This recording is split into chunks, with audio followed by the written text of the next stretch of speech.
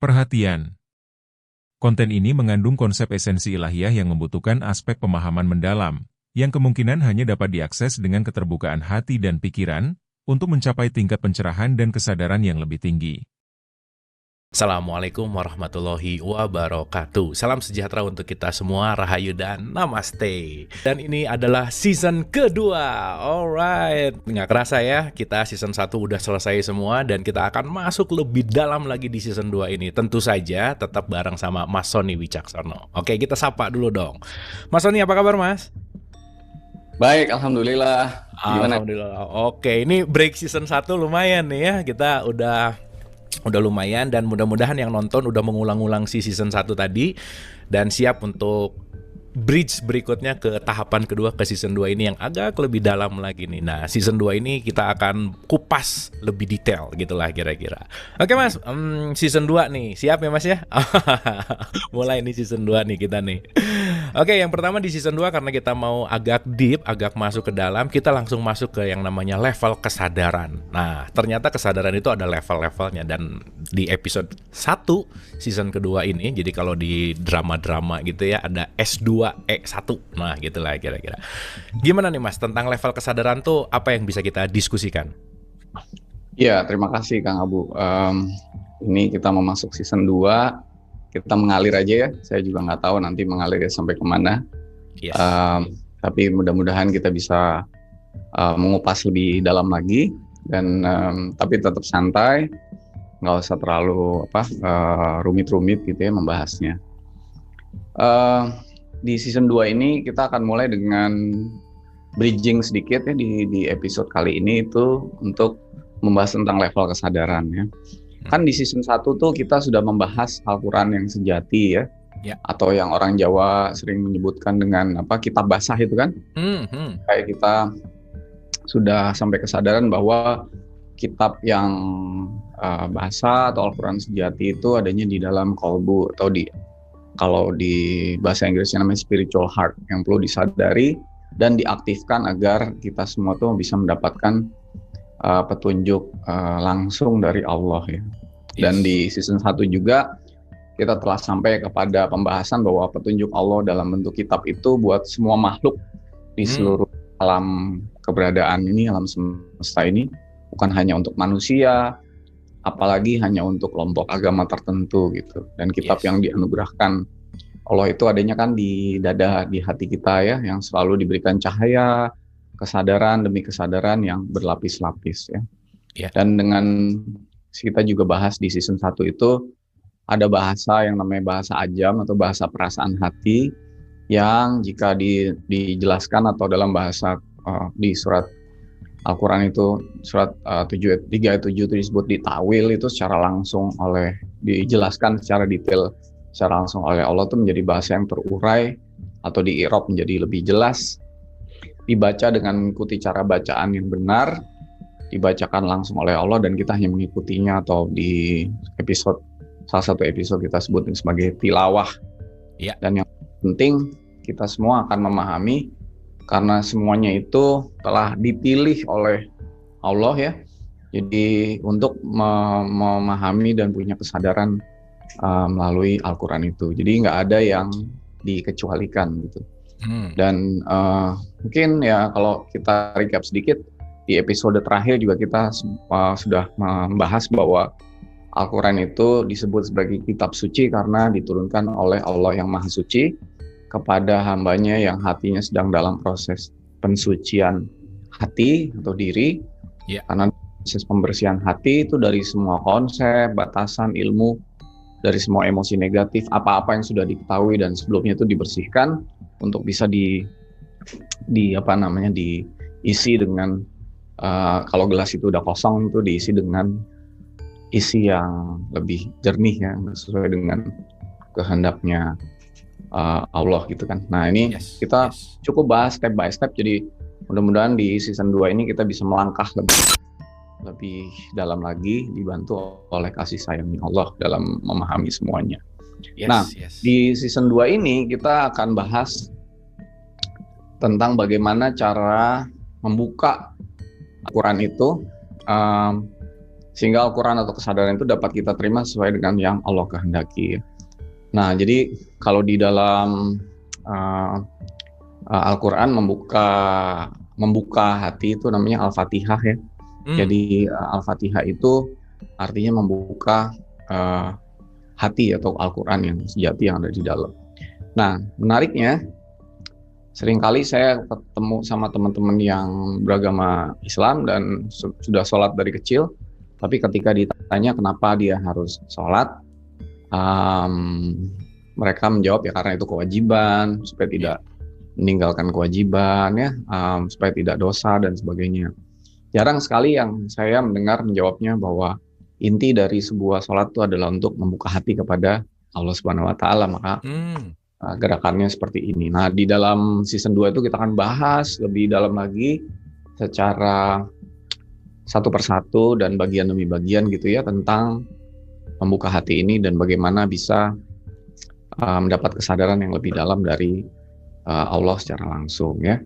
Nah, mungkin di bridgingnya di episode pertama ini saya mau bahas begini ya. Kalau kita tuh diibaratkan diri kita ini sebagai sebuah kendaraan atau mobil ya, maka otak kita itu adalah kesadaran yang paling rendah. Atau yang sering saya sebut sebagai kalau level tuh atau di mobil itu sebagai gigi 1 atau persneling 1 ya. Level 1 gitu. Nah, jadi otak ini dianugerahkan Allah tuh hanya untuk kita supaya survive hidup di dunia ini, bertahan hidup di dunia. Jadi otak kita tuh nggak didesain Allah untuk menerima petunjuk dari Allah ya, tapi hanya didesain misalnya untuk ya berhitung, berdagang, cari pengetahuan duniawi, kemudian bertahan hidup. Itulah fungsi dari otak gitu. Nah, bukan untuk memahami hal-hal yang sifatnya spiritual dan bukan juga untuk memahami petunjuk dan kehendak Allah dalam hidup kita ini buat apa dan sebagainya. Jadi kalau bicara tentang petunjuk pasti bukan ke kesadaran yang paling rendah. Jadi tetapi manusia itu sebagian besar kesadarannya itu terbatas hanya sampai kesadaran otak gitu ya. Maka sebagian besar ya. Nah, boleh tolong dibuka itu surat 7 ayat 179. Oke. Oh iya, jelas banget sih 7179. A'udzubillahi minasyaitonirrajim. Bismillahirrahmanirrahim. Dan sesungguhnya kami jadikan untuk isi neraka jahanam kebanyakan dari jin dan manusia. Mereka mempunyai hati tetapi tidak dipergunakannya untuk memahami ayat-ayat Allah. Dan mereka mempunyai mata tetapi tidak dipergunakannya untuk melihat tanda-tanda kekuasaan Allah. Dan mereka mempunyai telinga tetapi tidak dipergunakannya untuk mendengar ayat-ayat Allah. Mereka itu seperti binatang ternak. Bahkan mereka lebih sesat lagi, mereka itulah orang-orang yang lalai. Nah ya, jadi ini makanya sebagian besar manusia itu dia itu diberi hati tetapi tidak dipergunakan karena pakai kesadaran yang paling rendah, yaitu kesadaran otak. Jadi hidupnya sehari-hari itu hanya buat surviving, rutinitas. Jadi misalnya pagi bangun, makan, ke kantor, kemudian di kantor kerja pakai otak, kemudian sempat pulang, sampai di rumah mandi, makan, tidur lagi, udah gitu aja. Jadi jadi artinya dan bahkan banyak masalah-masalah hidup ditaruhnya di otak. Jadi sebagian besar orang itu jadi stres karena otak itu sangat terbatas, limited, gampang lupa, memori terbatas, dan semua kalau hal itu ditaruh di otak pasti orang itu jadi hidupnya cenderung menjadi stres gitu kan. Nah, itu sebagian besar manusia seperti itu. Nah, bahkan dalam mempelajari spiritual atau agama juga yang dipergunakan sebagian besar masih kesadarannya di otak gitu. Sehingga ajaran Allah itu dijadikan sebuah jurusan atau keilmuan khusus gitu yang dipelajari, diuji, ditafsirkan, diperkaya dengan khasanah keilmuan, diperdebatkan, dan kadang menjadi perselisihan ya atau peperangan kadang-kadang kan, karena yes benar banget. Iya, perselisihan, peperangan, perdebatan. Jadi merasa diri paling benar dan sebagainya itu sebenarnya karena ada di gigi 1 gitu kan. Jadi kita sebagian besar ada di gigi 1. Nah, kalau agama itu hanya untuk dijadikan sebuah bidang keilmuan, Itu nih jadinya orang-orang yang tidak ada di dalam keilmuan itu merasa bahwa wah saya bukan domain saya untuk tahu tentang agama atau spiritual gitu. Nah, jadi itu dijadikan sebuah bidang keilmuan khusus yang semuanya itu lokasi memorinya atau kesadarannya adanya di otak gitu. Nah, ini fenomena yang umum terjadi gitu. Nah, jadi manusia itu secara umum ada di gigi 1. Nah, ketika kita hendak menerima dan menyadari petunjuk langsung dari Allah, maka kita perlu naik ke gigi kesadaran yang lebih tinggi, yaitu gigi 2 gitu, yaitu yang disebut sebagai hati. Hati ini bukan hati fisik, tapi hati non fisik. Okay. Atau disebut sebagai spiritual heart, atau dalam bahasa Arabnya itu kolbu ya. Jadi kolbu ini nggak sama dengan hati secara fisik, tapi non fisik ya. Nah, kenapa disebut kolbu? Karena itu berbolak-balik, bisa mengarah ke segala arah dan sebagainya. Nah, tapi saya nanti mungkin akan bahas itu lebih detail lagi. Tapi sekarang kali ini nih, saya mau sampaikan bahwa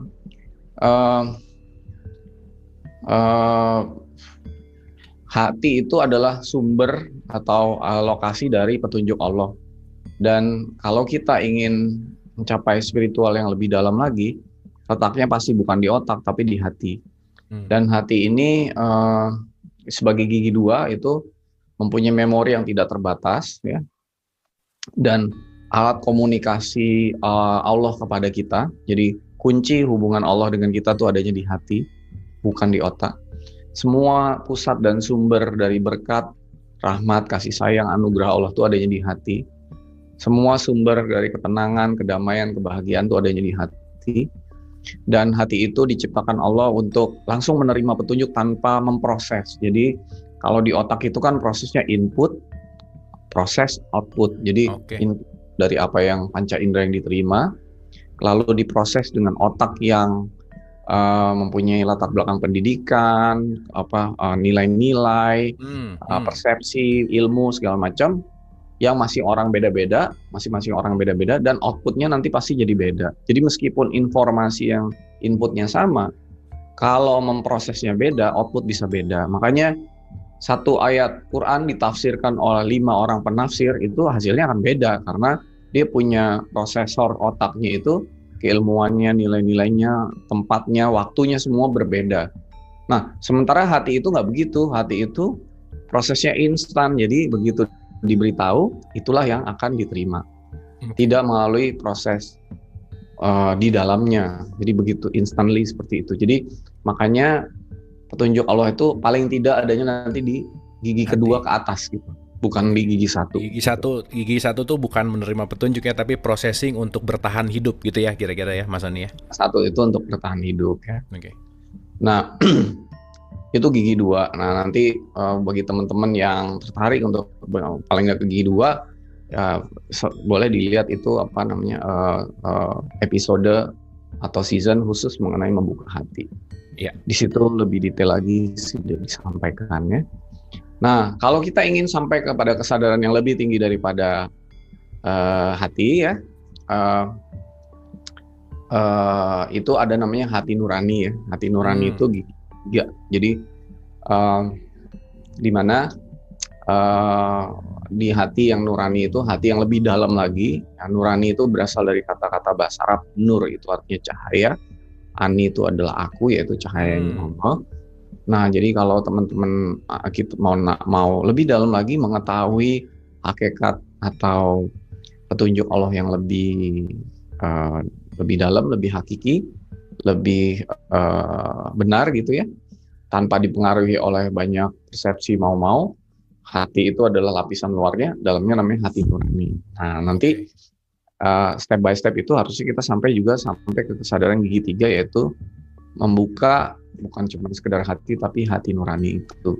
Supaya hati nurani itu bisa dipergunakan oleh Allah melalui kasih sayangnya untuk memberi petunjuk bukan hanya kepada kita tapi kepada orang sekitar kita, bukan hanya memberi petunjuk secara informasi tetapi juga menyebarkan, memancarkan kasih sayang Allah yang hendak diberikan bukan hanya kepada kita tapi kepada sesama.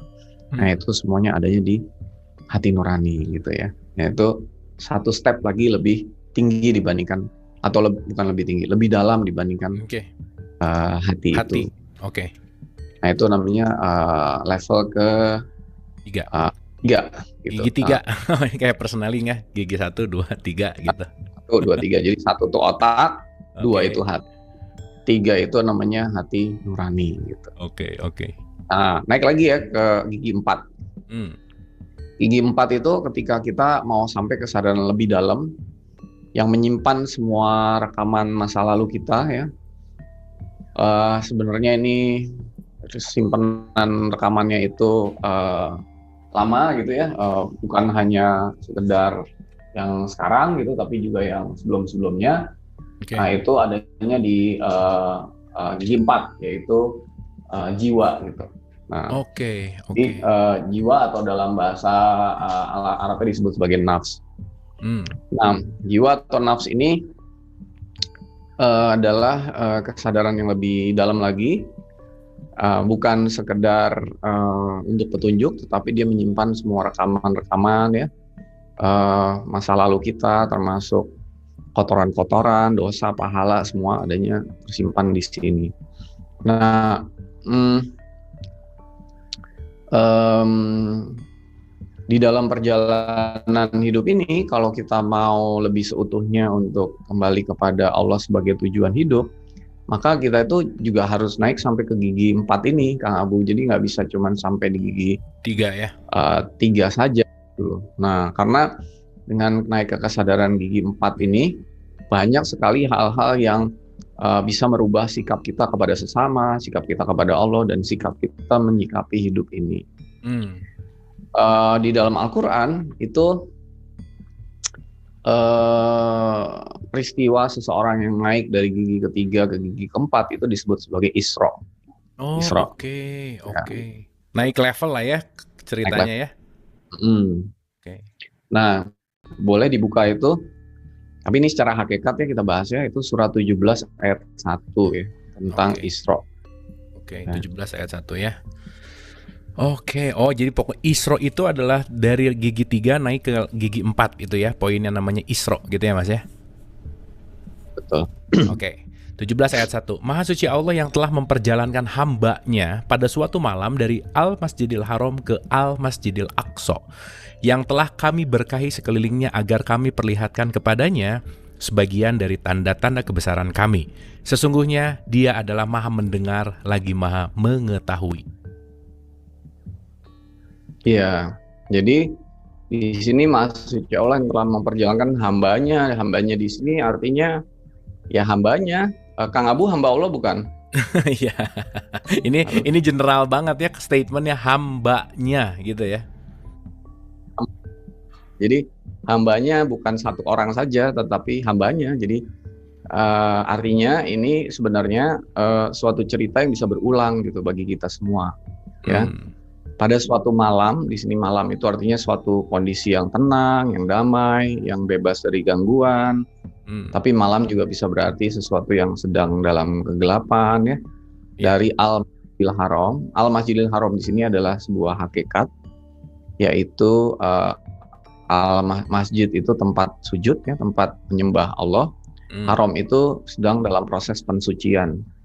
Jadi suci kan, makanya Masjidil Haram disebut masjid yang suci kan. Nah, Al-Masjidil Haram di sini hakikatnya bukan sebuah tempat fisik, tetapi adanya di hati manusia. Ya, di dalam proses pensucian ya, itu di dalam Al-Qur'annya pensucian itu disebut sebagai tawaf. Jadi hakikat dari tawaf itu adalah mensucikan hati dan diri kita, seluruh hati dan diri kita.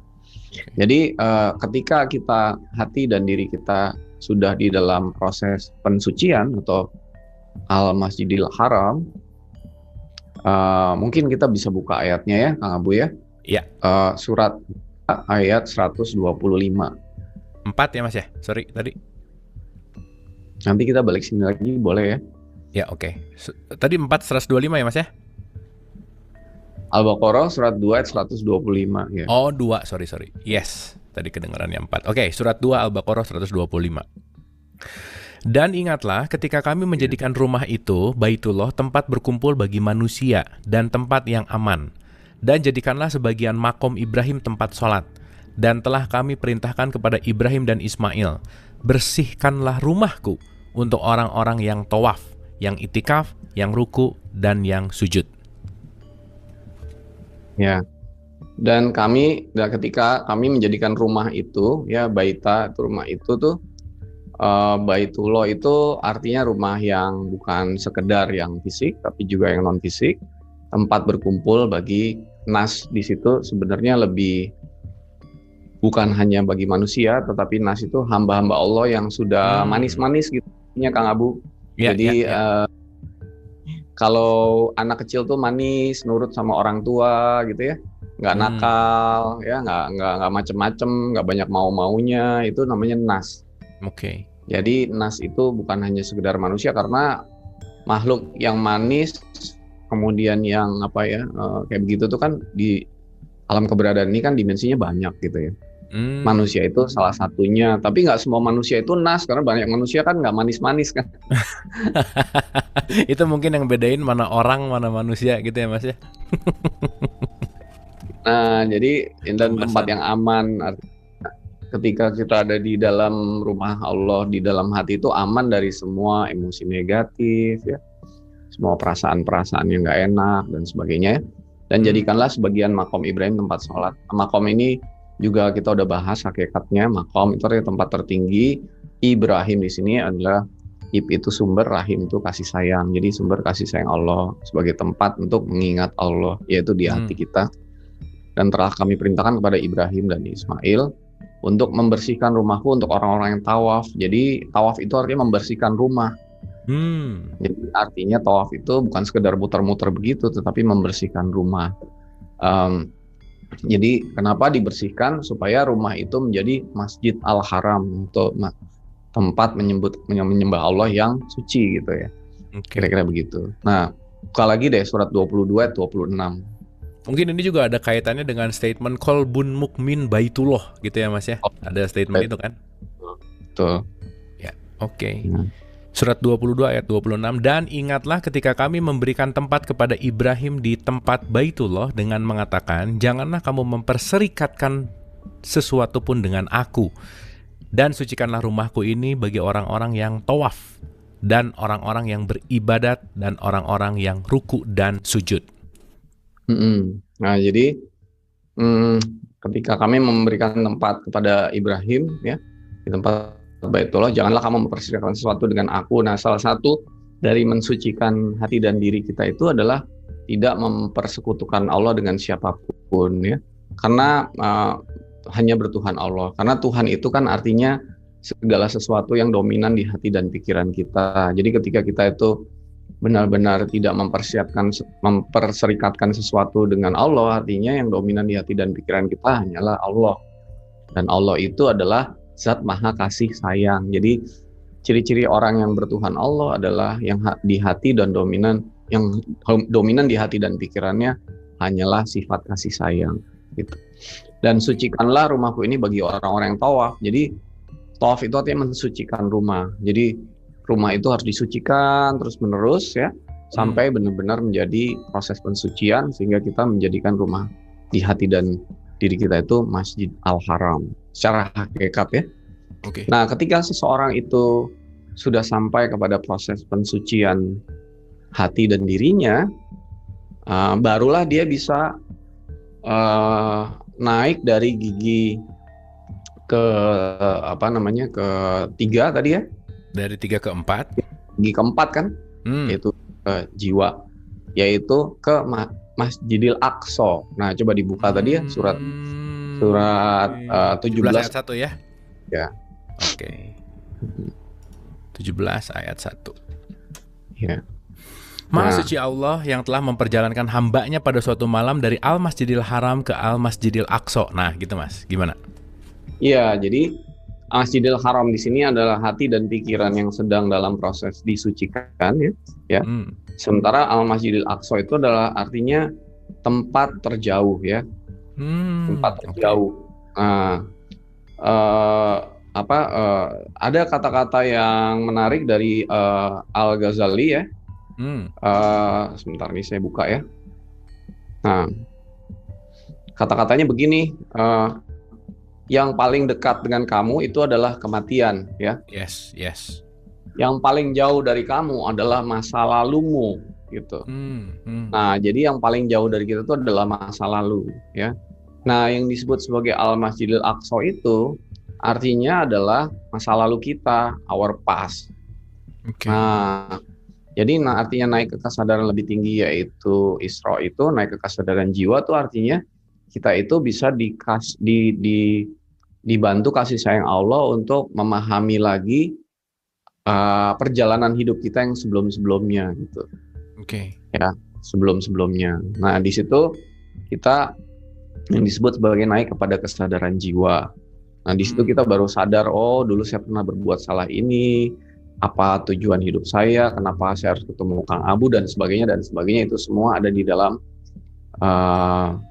informasinya ada di dalam gigi yang keempat ini, yaitu di jiwa ini. Dan itu namanya prosesnya Isra, yaitu naik ke Al-Masjidil Aqsa. Makanya waktu proses Isra Mi'raj itu Nabi Muhammad kan seperti bertemu dengan nabi-nabi yang sebelumnya, ya kan? Yes.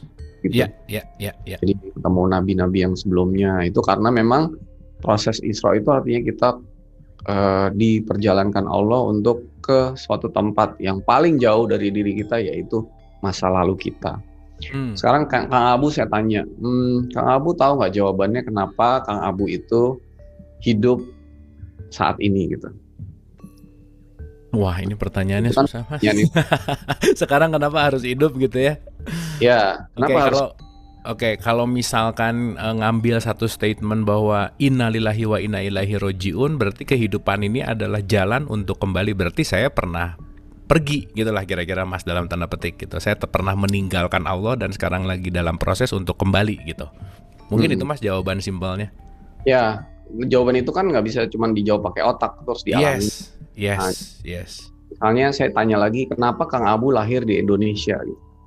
Wah, iya ya. Nah, itu pertanyaan lagi. Tapi aku ada kalaupun kenapa pasti di dalam apa ya, intinya pasti ada sebab akibat, pasti gitu, Mas. Ada sebabnya, pasti ada. Nggak ada yang kebetulan. Nggak ada yang kebetulan, betul. Lagi kenapa Kang Abu punya ibu dan bapak yang sekarang ini? Kenapa nggak ibu bapaknya yang lain gitu? Ya, kenapa harus dilahirkan sama ibu yang rahim ibu ini gitu ya, kira-kira ya? Nggak milih lagi, nggak request lagi gitu ya? Betul. Kenapa Kang Abu saudara berapa orang? 3 orang? 4. Saya yang empat adik kakak. Kenapa Kang Abu punya istri Dona misalnya? Kenapa Kang Abu misalnya harus tinggal di Bandung?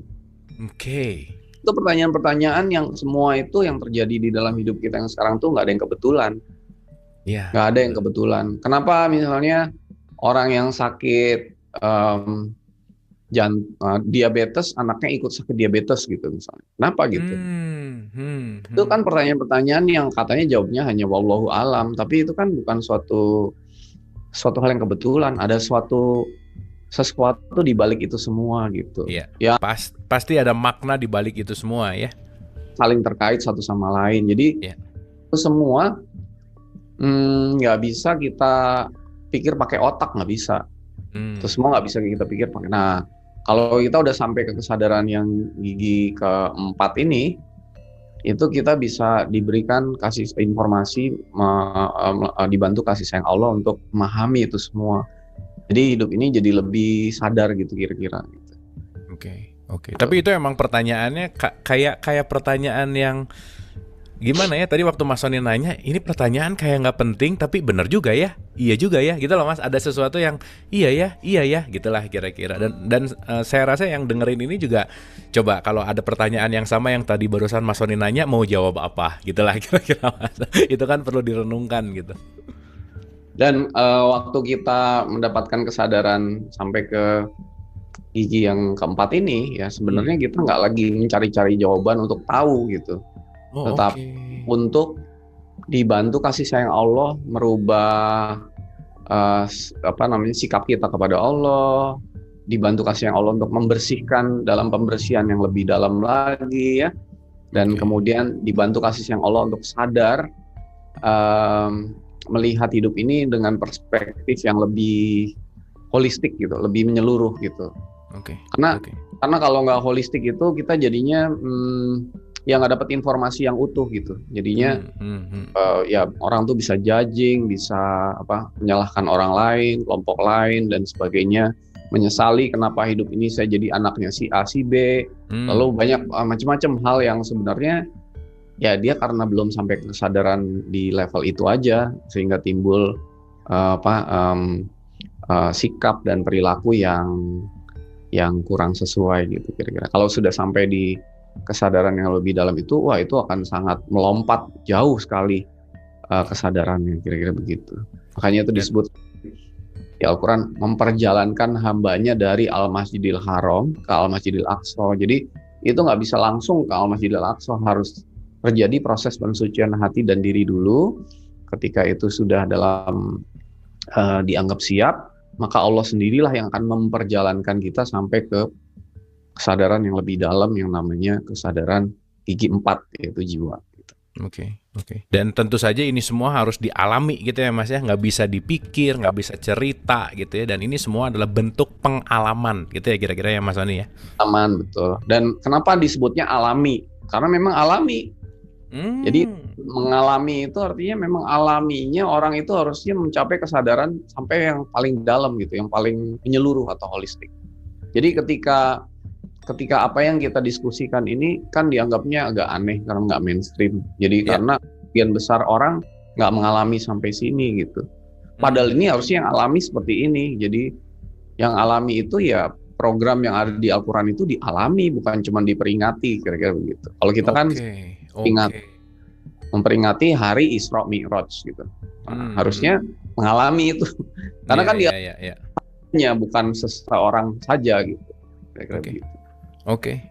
Wah, ini good point banget nih Mas Oni, membuka sekali nih sesuatu yang jadi intinya Masjidil Haram, Masjidil Aqsa itu bukan perjalanan fisik berarti ya. Itu poin yang perlu ditekankan karena ini lagi bicara hakikat. Berarti ini Mas Oni tadi membuat suatu perumpamaan yang sangat indah sekali ketika berpindah dari 3 ke 4 itu yang disebut dengan Isra, membersihkan dan menyucikan hati, dan itu adalah dalam statement Al-Qur'an pun hamba, berarti semuanya gitu ya, dalam tanda petik hambanya Allah gitulah kira-kira. Ya.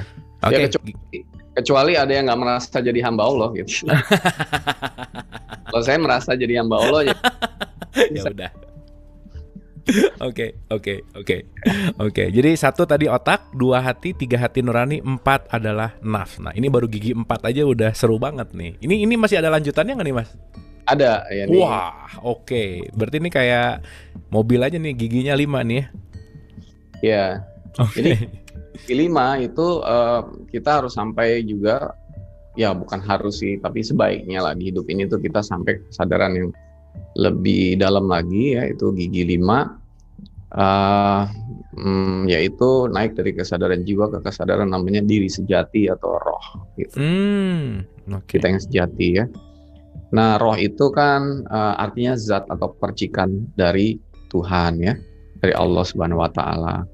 Artinya roh itu sebenarnya membawa sifat-sifatnya Allah. Makanya beberapa sifat 20 itu ya roh juga mengalami gitu kan. Misalnya roh itu nggak kenal sakit, nggak kenal mati, nggak kenal awal, nggak kenal akhir, tidak terbatas, dan sebagainya. Jadi kalau ditanya kapan roh kita mulai ada, ya nggak ada awal, nggak ada akhir gitu.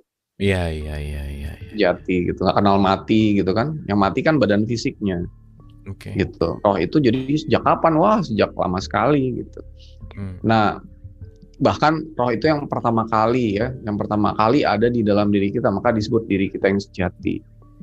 Nah, yang namanya badan fisik, yang namanya hati, yang namanya hati nurani atau jiwa pun itu ada baru belakangan setelah roh ada gitu, kira-kira begitu.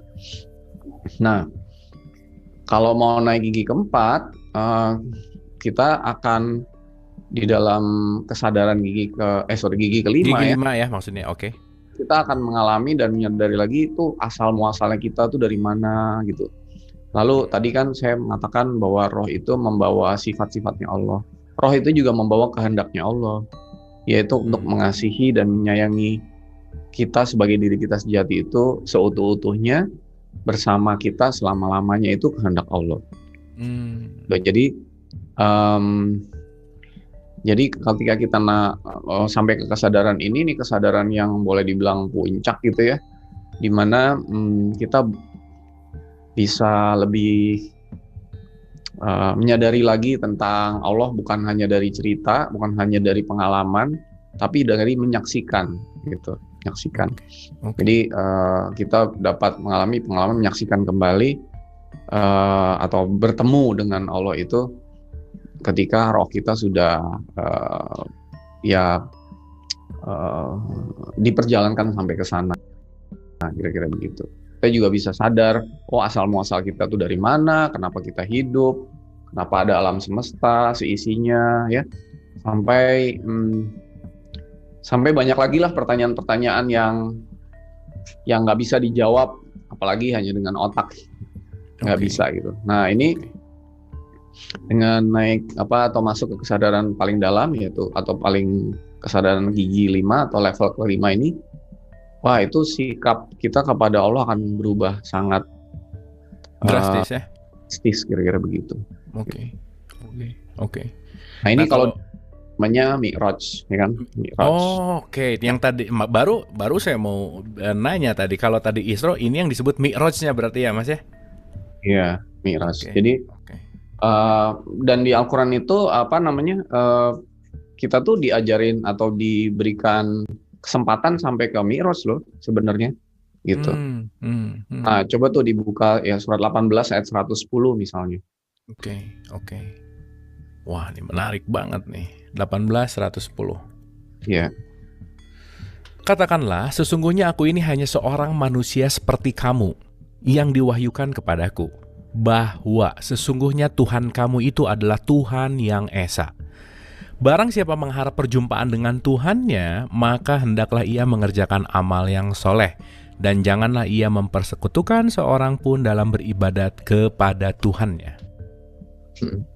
Nah, perjumpaan kepada Allah itu kan berlapis-lapis ya, jadi bisa pakai otak. Namanya kita tahu tentang Allah, tentang Tuhan, baru tahu, itu belum kenal. Nah, begitu kita mulai naik ke gigi 2, yaitu hati ya, kita mulai kenal dengan Allah itu. Bedanya tahu dan kenal tuh ada interaksi di dalam hati. Jadi orang yang hanya sekedar tahu informasi tentang Allah, tidak bisa merasakannya di dalam hati, itu baru sekedar tahu. Ketika dia kenal, maka dia mulai merasakannya dengan hati. Ketika dia lebih dalam lagi, dia bisa merasakan Allah itu melalui hati nuraninya. Lalu kemudian lewat jiwanya gitu. Dan kemudian terakhir itu lewat roh. Nah, kalau sudah bicara tentang roh itu bukan sekedar tahu atau kenal, tapi dia bisa berjumpa kembali, kira-kira begitu. Dalam wujud yang asli, gitu, kira-kira begitu. Nah, dan ini bisa terjadi bukan waktu mati, waktu hidup gitu. Waktu di hidup itu, ya kan Nabi Muhammad juga waktu mengalami Isra Mi'raj itu kan juga waktu masih hidup kan. Coba tuh dibuka surat 86 ayat 4.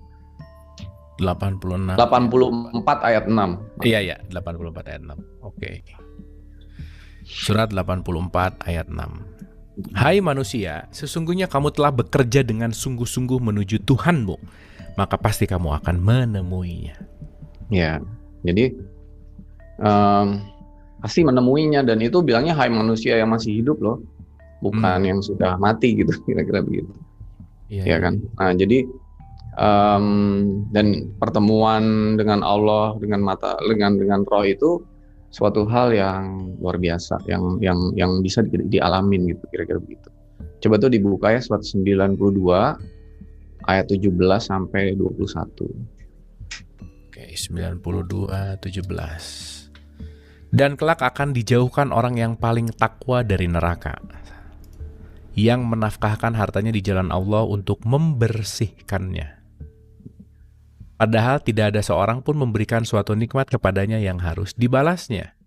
Tetapi dia memberikan itu semata-mata karena mencari keridhaan Tuhannya yang maha tinggi. Dan kelak dia benar-benar mendapat kepuasan. Ilab 92 ayat 20-nya coba Kang Abu. Oh ya, oke, ini. Harapnya ilab 3 wajhi rabbil a'la. Jadi dia memberikan itu karena mencari atau mengharapkan pertemuan dengan wajah Allah yang maha tinggi. Wajhi. Jadi di situ wajah sebenarnya. Jadi bertemu dengan wajah Allah yang maha tinggi. Nah, ini bisa dialamin ketika masuk ke gigi yang kelima ini. Ya, coba dibuka lagi tuh surat 53 ayat 1 sampai 18. Oke. Wah, ini tahapannya panjang juga ya, Mas. Tapi by the way, ini semua hamba ya, berarti ya semuanya bisa ke level ini berarti ya, Mas ya? Ya, kalau semua bukan masalah bisa, ini kasih sayang Allah yang bantu kita memperjalankan. Jadi Oke. 53 ayat 1. Demi bintang ketika terbenam, kawanmu Muhammad tidak sesat dan tidak pula keliru. Dia tiadalah yang diucapkannya itu Al-Quran menurut kemauan hawa nafsunya. Ucapannya itu tiada lain hanyalah wahyu yang diwahyukan kepadanya, yang diajarkan kepadanya oleh Jibril yang sangat kuat. Nah, di sini maaf ya, kata-katanya itu sadidul kuwah. Sadidul kuwah itu artinya maha kuat. Sadidul kuwah itu yang maha kuat. Siapa yang maha kuat itu? Yang paling kuat. Nah, di sini kan dalam kurung Jibril, sebenarnya yang paling kuat ya Allah itu sendiri yang mengajarkan, kira-kira begitu. Iya, ini fungsi ya sebetulnya ya, kefungsian aja. Yang mempunyai akal yang cerdas, dan Jibril itu menampakkan diri dengan rupa yang asli. Nah, sebenarnya yang menampakkan diri dengan rupa yang asli itu siapa? Ya kalau tadi yang maha kuatnya adalah Allah itu sendiri, ya itu tadi Allah itu sendiri yang menampakkan dengan rupa yang asli gitu ya, dalam tanda petik mungkin. Pertemuan dengan Allah di sini adalah pertemuan dengan Allah yang aslinya gitu, bukan yang Oke. The real gitu ya, the truth. Oke. Sedang dia berada di ufuk yang tinggi. Nah, dia di ufuk yang tinggi. Jadi tadinya kan tinggi sekali, terus kemudian dia mendekat, lalu bertambah dekat lagi. Jadi Jadi yang mendekat itu bukan kita mendekat, tapi Allah yang mendekatkan kita kepadanya. Jadi ini diperjalankan namanya, bukan memperjalankan diri kita sendiri, kira-kira begitu. Ya maksudnya balik lagi ya, semua hanya kasih sayang Allah dan kita nggak bisa ngatur gitu ya, Mas ya? Nggak bisa. Kemudian dia mendekat lalu bertambah dekat lagi. Maka jadilah dia dekat pada Muhammad sejarak 2 ujung busur panah atau lebih dekat lagi. Ya. Lalu dia menyampaikan kepada hambanya apa yang telah Allah wahyukan. Hatinya tidak mendustakan apa yang telah dilihatnya. Ya. Maka apakah kaum musyrikin Mekah hendak membantahnya tentang apa yang telah dilihatnya?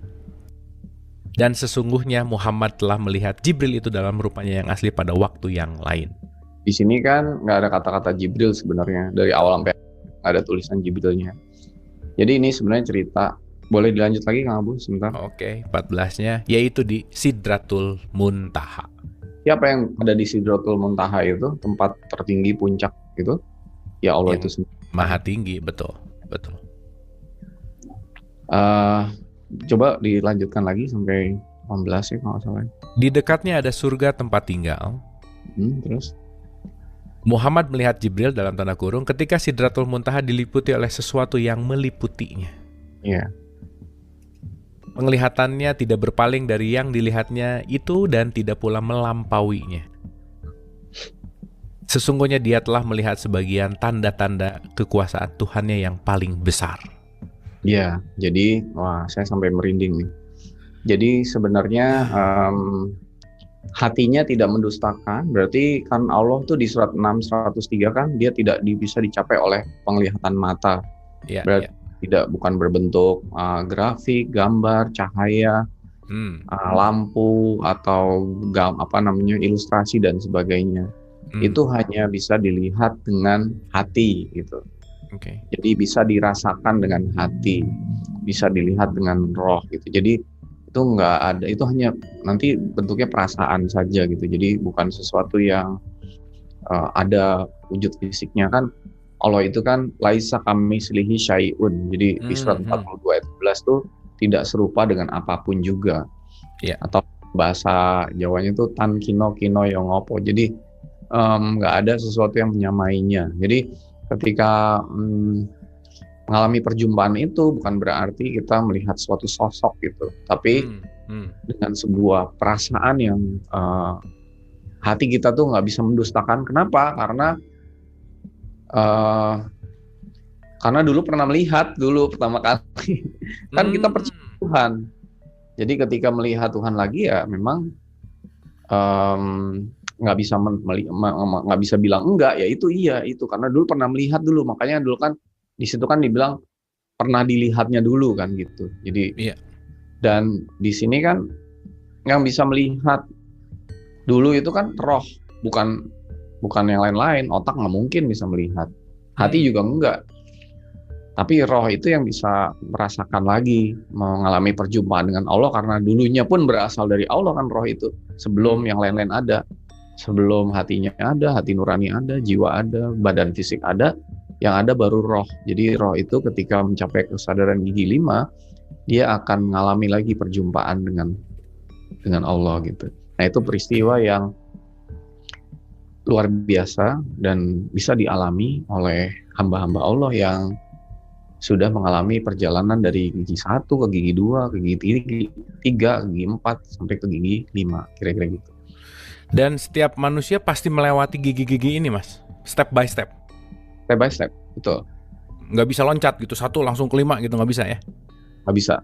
Oke. Harus, karena kesadarannya juga diciptain Allah kan berlapis-lapis. Dari mulai kesadaran paling bawah, atau paling luar ya bilangnya, sampai kesadaran paling dalam. Oke. Jadi dari kesadaran otak paling luar ke hati nurani, ke jiwa ke roh gitu. Jadi harus step by step. Kalau loncat itu artinya persepsi. Akhirnya kita merasa bahwa kita sedang melihat Tuhan tapi masih di kesadaran otak gitu. Ya, oke. Ya berarti itu bukan Tuhan yang benar dalam wujud yang asli, kira-kira begitu. Saya sudah melihat Tuhan tapi masih di kesadaran hati. Berarti itu bukan Tuhan dalam wujud yang sebenarnya, itu persepsi baru. Dan kita sering banget ditipu sama persepsi itu. Yes. Hanya bisa dilihat dengan apa yang sudah pernah kita lihat dulu, yaitu roh atau diri kita yang sejati, kira-kira begitu. Oke. Wah, ini dalam banget, Mas. Ini opening season 2-nya jelek-jelek banget nih. Ini sadis nih. Oke. Nah, segi kesadaran ini ya dapat kita alami selama kita masih hidup, bukan sekedar untuk sekedar pengetahuan atau ilmu yang diperbincangkan atau diperingati, tapi sebuah pengalaman yang dapat dialami gitu. Dan ini bisa merubah sikap kita kepada Allah, sehingga hidup kita pun berubah menjadi lebih sesuai dengan kehendak Allah. Jadi tanpa pengalaman ya itu semua hanya sekedar cerita gitu, teori yang ya kita jadi ayat yang sejarah aja gitu, bukan sesuatu yang bisa kita alami. Nah, kasih sayang Allah memungkinkan kita sampai ke sana, tapi kita nggak boleh punya kemauan ya. Jadi itu suatu hal yang perlu kita pasrahkan dan kita perlu mengalaminya step by step. Jadi kalau di season 1 kita bicara tentang gigi 1, mulai pengetahuan, mulai macam-macam yang ya mungkin sekarang kita mau mulai masuk ke gigi 2 gitu. Tapi nanti di gigi 2 aja udah cukup dalam muter-muternya. Oke, Mas, kan step by step, santai gitu. Karena bukan cepet-cepetan, bukan lomba-lomba siapa yang lebih, tetapi kan balik lagi ini tadi Mas Sony mengatakan semuanya bentuk diperjalankan gitu ya. Semuanya bentuk bagaimana kita bukan mau-mau, tetapi bukan berarti juga nggak berusaha gitu ya Mas ya, kira-kira ya, dalam artian intinya kita berusaha dalam tanda petik untuk belajar melepaskan, memasrahkan, karena begitu melepaskan dan memasrahkan justru di situ Allah akan memperjalankan kita menuju kepada level berikutnya gitu. Oke. Wah, ini menarik banget nih Mas Andi, dan mudah-mudahan season 2 ini menambah referensi, menambah satu kesadaran di mana luas sekali ilmu Allah begitu. Jadi kita sama-sama mengerti dan menyadari bahwa kita tuh lebih banyak nggak taunya daripada taunya. So ini adalah tambahan referensi gitu. Jadi kalau yang namanya tambahan referensi semuanya saling melengkapi. Nah itulah kenapa kita berbicaranya hakikatnya gitu. Jadi esensinya. Dan menarik Mas Sony hari ini ngasih oh ya Mas, by the way, kalau di mobil kan ada R tuh ya Mas ya, mundur, reverse gitu. Kalau udah gigi 5 bisa mundur lagi nggak Mas? Memang kita harus mundur untuk bisa sampai ke gigi berikutnya. Jadi menariknya ya, kalau hidup kita ini kan banyak sibuknya ya, sibuk gitu. Jadi karena kesibukan itu membuat kita tuh nggak sadar kan. Jadi untuk bisa sampai ke kesadaran berikutnya kita harus retreat. Bahasa Inggrisnya tuh retreat, mundur sejenak gitu untuk nggak ngapa-ngapain, meditasi, tahanuts, itikaf, tafakur, dan sebagainya. Itulah hakikat dari saum kan. Saum. Menyepi ya. Menyepi ya. Saum itu ya mungkin nanti di season 3 kita bahas saum deh ya. Ini season 2 baru mulai, boom, langsung season 3 emang ya. Luar biasa. Mantap Mas. Tapi poinnya adalah mengalir. Benar ya Mas ya? Kita mengalir aja gitu, mengalir apa yang harus kita bahas. Bahkan ya kita diskusi ini juga nggak panjang, harus ngomong ini, harus ngomong itu ya. Semuanya hanya pengaliran kasih sayang Allah. Yeah. Oke Mas. Episode 1 nih padat banget gitu ya. Mungkin perlu diulang-ulang juga nih, kita dengarnya nggak bisa sekali. Dan jujur ngomong Inner Heart Lock, kalau aku tonton ulang-ulang tuh ada sesuatu yang lebih baru lagi. Padahal episodenya sama gitu. Dan mudah-mudahan pengulangan itu lebih membawa kita menuju kepada kesadaran yang lebih dalam lagi. So Mas Sony, final statement untuk episode 1 apa tuh Mas? Kesimpulan besarnya dari apa yang kita bicarakan tentang level kesadaran, silahkan. Gini, Allah itu telah mendesain hidup dan diri kita itu sampai ke kesadaran yang paling dalam, sampai ke tempat yang paling jauh, yaitu kembali kepada Allah itu. Jauh tapi dekat, dekat tapi jauh. Dan itu dibalik semua dimensi, dibalik semua apa yang kita tahu, dibalik segala-galanya. Okay. Jadi kita itu jangan membatasi diri kita itu dengan batasan-batasan yang kita buat sendiri. Misalnya pengetahuan, ilmu-ilmu, atau apapun yang sudah kita pelajari sebelumnya. Lalu kita bilang, nggak mungkin gue mengalami itu gitu. Nggak mungkin. Kan hanya orang-orang tertentu yang bisa ngalamin itu. Kan hanya orang-orang yang terpilih yang bisa mengalami itu, dan sebagainya. Padahal di Al-Quran sendiri dibuka kesempatan oleh Allah seluas-luasnya. Dan kini kan bukan masalah bisa atau enggak, karena ini bukan masalah, tapi ini masalah Allah yang memberikan fasilitas, kesempatan, dan Allah yang akan memperjalankan. Kita nggak perlu repot-repot, kira-kira begitu. Jadi jangan, kalau saya boleh usul tuh ya, jangan, atau saran ya, jangan blocking mindset kita bahwa apa yang dibicarakan ini hanya sekedar, saya nggak mungkin bisa gitu. Okay. Nah, buktinya banyak kok, saya kenal orang-orang yang sudah sampai ke kesadaran yang bahkan yang paling dalam gitu, kira-kira begitu. Nah, jadi dan itu bisa terjadi hanya dibantu kasih sayangnya saja gitu. Jadi ya kita mengalir saja, jangan batasi diri kita, dan segala sesuatu itu Allah tidak pernah memaksa. Jadi kalau memang kita udah blocking, ya pasti sampainya hanya di situ saja. Tapi kalau kita membuka hati dan pikiran kita, nah lalu berdoa kepada Allah untuk sampai pada kesadaran yang paling dalam, doa itu adalah kesediaan kita untuk ditunjukkan kepada Allah, untuk dibantu kasih sayang Allah sampai ke sana, kira-kira begitu.